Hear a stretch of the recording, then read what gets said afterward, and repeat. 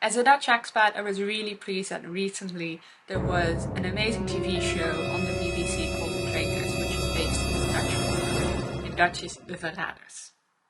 You might not know this because I guess the UK is more known for its TV and theatre and all cultural things, but two other formats which are based on Dutch TV shows are The Voice UK, but probably more better example here is Big Brother.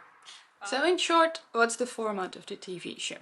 Well, they start with a certain number of participants. In the UK they had 22, and they have to kind of audition to become traitors.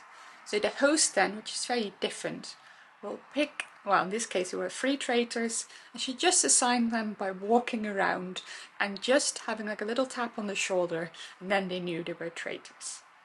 And the tension in the room was really palpable when that happened. You could see that people were really on edge.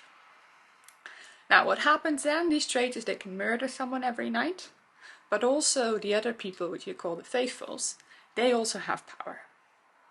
So every night they will have a banishment, and in this banishment they can also send people away. And of course they will need to send away the traitors, but you will see it's not as easy as it sounds. There's lots of twists and turns along the way, so if you've seen the Dutch version, some things you might have expected a little bit. So for instance, when they entered, 2 people had to leave straight away. But the funny thing is, obviously, you can only send people away if they were murdered or banished, so they came back later in the game. And then they can also win a shield, so for instance, to make them immune from murder. So lots of intrigues happening along the way. Now throughout the show, these people obviously, they spend a lot of time together, they have their separate rooms, and there's this hour, they call it murder hour, where the traitors get together and when they murder someone. So you can tell people they get sleep deprived throughout the series, they become more and more emotional. So the beginning is relatively tame, but then as you go through quite quickly you can see that it escalates pretty soon. And it's very interesting to watch how people respond to this. So the English format is exactly the same as the Dutch one. So both are shot in great locations, in castles, really amazing surroundings, and they have like a similar vibe to it. But what's very different in the BBC format, which I actually really enjoyed, is that these were normal people. So in the Dutch version this is with famous people, even though I've got to admit I don't know most of the people participating. And I find that particularly interesting because people who you don't know, and so you don't have actors and comedians in there, even though some of them are actors and comedians, but they said they only had a few lines in EastEnders. They quite easily crack under the pressure, so it becomes a much more interesting view because you don't know what to predict. And it was really a nice mixture of people from different backgrounds and different age groups, seeing how they connected. Throughout the series, first you might be rooting for the traitors to win, then the faithfuls, and especially in the British versions there were lots of twists and turns, so I'd say you should really watch this show.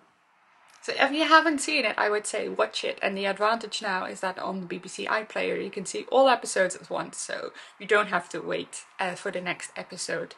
And especially because it was from Tuesday to Thursday, it was quite a long way between Thursday and Tuesday till the next episode. Well, don't watch this if you haven't seen the full show, because the final was already on the 22nd of December. So spoiler alert ahead. So what did I think of the ending? Well, as I mentioned before, there were 3 traitors. And particularly one of them went under the radar for a really long time, Amanda. Her gameplay was absolutely fantastic. But then 2 of them started to get really suspicious, Alyssa and Wilf. Well, Wilf was very emotional and Alyssa was very quiet, so that also drew a lot of attention.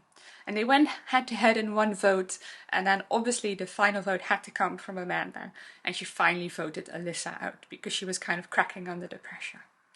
Well, it came back to haunt her because in the end actually Wilf got rid of her, but luckily at the end, because there was like another twist where they could recruit another traitor, and he recruited one of the new people, Kieran, he turned on him, so in the end all the traitors went out.